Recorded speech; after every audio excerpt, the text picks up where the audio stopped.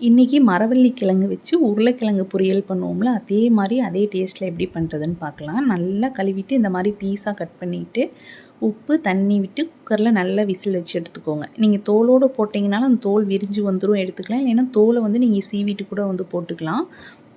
இப்போ வந்து தாளிச்சிக்கலாம். தேங்காய் எண்ணெய் விட்டுட்டு கடுகு, உளுந்தம்பருப்பு, கடலைப்பருப்பு வந்து சேர்த்துக்கலாம். இது நல்லா பொரிஞ்சதும் வெங்காயம் கொஞ்சம் நிறையவே சேர்த்துக்குங்க. உருளைக்கிழங்கா இருந்தாலும் சரி, நீங்கள் இந்த மரவள்ளி கிழங்கா இருந்தாலும் சரி, ரொம்ப சூப்பராக இருக்கும். ஒரு 5-6 பச்சை மிளகாய் ஒரு 2 கட் பண்ணி சேர்த்துருக்கேன். 1/2 ஸ்பூன் அளவுக்கு இஞ்சி பூண்டு பேஸ்ட்டு. அது நல்லா பச்சை வாசம் போகட்டும். கருவேப்பிலை வந்து சேர்த்துக்குங்க கொஞ்சம். இப்போ எல்லாம் பச்சை வாசம் போனதுக்கப்புறம் கொஞ்சம் உப்பு சேர்த்துக்கோங்க. பெருங்காயத்தூள் கொஞ்சம், ஒரு ஸ்பூன் அளவுக்கு தனி மிளகாத்தூள் சேர்த்துக்குங்க. இதில் தனி மிளகாத்தூள் தான் வந்து ஃப்ளேவர் ரொம்ப நல்லாயிருக்கும்.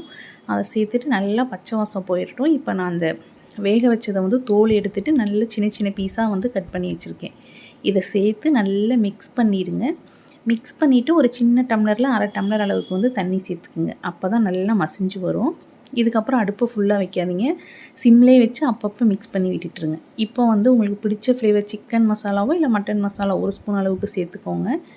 கொஞ்சம் உப்பு பத்தல, அதனால் உப்பு சேர்த்துட்டு நல்லா க்ளோஸ் பண்ணி வச்சு ஒரு 5 நிமிஷம் மிக்ஸ் பண்ணிங்கன்னா இந்த அளவுக்கு நல்லா மசிஞ்சு வந்துடும். லாஸ்ட்டாக கொத்தமல்லி இலை தூவிக்கலாம். வேணுன்னா 1 ஸ்பூன் அளவுக்கு நெய் விட்டுக்குங்க. வெரைட்டி ரைஸ், தயிர் சாதம் எல்லாம் சூப்பராக இருக்கும்.